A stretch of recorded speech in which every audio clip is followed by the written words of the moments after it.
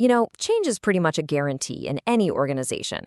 But failed change? That doesn't have to be. The difference, so often, comes down to one thing: communication. So we're about to break down a proven blueprint that will help you lead through any transition. And let's kick things off with this really powerful idea from the management guru Peter Drucker. He says, the most important thing is hearing what isn't said. See, the biggest mistake leaders make is just focusing on broadcasting their message. But Drucker's telling us that true success is about decoding what your team is thinking and feeling, but not saying out loud. Their fears, their questions, their skepticism. And that brings us to a really core truth. If you're leading change, you are a communicator. The two roles are totally inseparable. But here's the good news. Being a great communicator isn't some magical personality trait you're born with. It's a skill. So let's get into the framework for mastering it. Okay, so first things first, let's really establish why having a communication strategy isn't just a nice to have. It is the absolute engine of any successful change. A formal strategy is non-negotiable for 4 key reasons. First, it keeps everyone informed about progress, right? This closes that information vacuum where rumors and anxiety just love to grow. Second, it keeps the team focused on the why behind the change. Third, it builds and maintains motivation by showing people that their hard work is actually paying off. And finally, and this is huge, it's a skill that anyone can learn and get better at.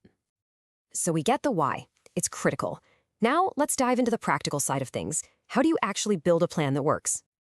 And the very first question you have to ask yourself is about timing. How often should you be communicating?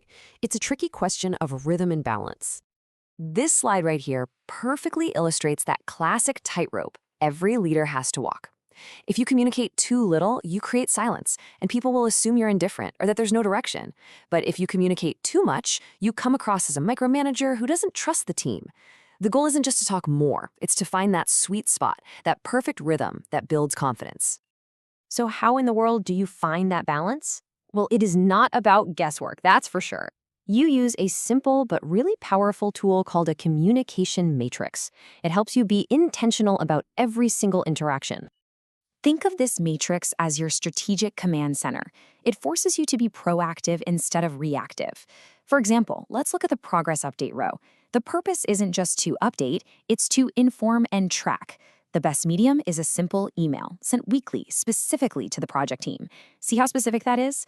This level of planning cuts through the noise and makes sure every single message has a clear purpose for a specific audience. This is a crucial tool for your leadership toolkit.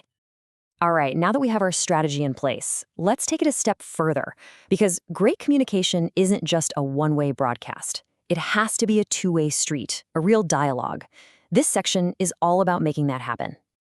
And this 4-step process is your game plan for creating that dialogue. First, you have to actually ask for feedback. Don't just assume silence means everyone agrees. Second, you have to listen to truly understand where they're coming from, not just to cook up your reply. Third, you must respond to suggestions. Even if you don't use the idea, just acknowledging it shows you're listening and you respect their input. And finally, celebrate the wins together. This turns it from your project into our success. I love this quote because it's such a perfect, real-world example of celebrating a specific win. It's not some generic good job. It names a person, Jolie. It describes a specific action and a very specific positive outcome. The customer did not explode. That's the kind of recognition that actually feels good and motivates people. Okay, let's be crystal clear about this next point because it's absolutely fundamental. Passive listening is basically just waiting for your turn to talk. Your mind is somewhere else. Active listening, on the other hand, is an act of real, empathetic engagement. You're actually trying to put yourself in their shoes. You simply cannot lead change without mastering active listening. All right, for our final section, we're going to get into the really fascinating stuff. The psychology that separates the good communicators from the truly great ones, especially during a big change. Now, you're going to want to pay super close attention to this, especially if you're studying for an exam. These 2 cognitive biases can completely wreck your efforts without you even knowing it.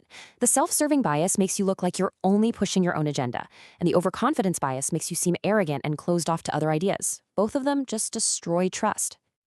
So what's the antidote to these psychological traps? It's something called emotional intelligence, or EI. It's your ability to read the room, to manage your own reactions, and connect with people on an emotional level. And the most important takeaway here is that, just like communication, This is a skill you can learn and develop.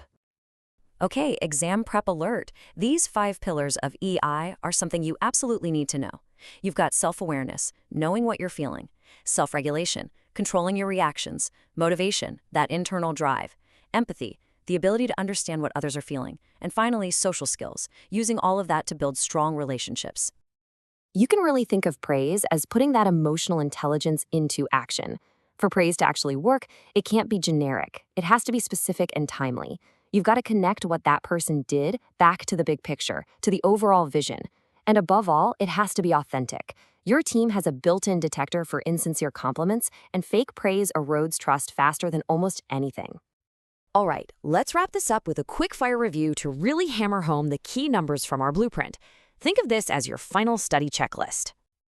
First up, the number 5, which stands for the 5 key elements of emotional intelligence. Remember them: self-awareness, self-regulation, motivation, empathy, and social skills. These are absolutely foundational. And next, remember the number 2. For the 2 critical communication biases you've got to avoid. You always have to be on guard for that self-serving bias and the overconfidence bias.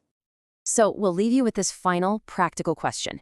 You've got the blueprint, the tools, and the psychological insights. The real question is, how are you going to use all this to build trust the very next time you communicate?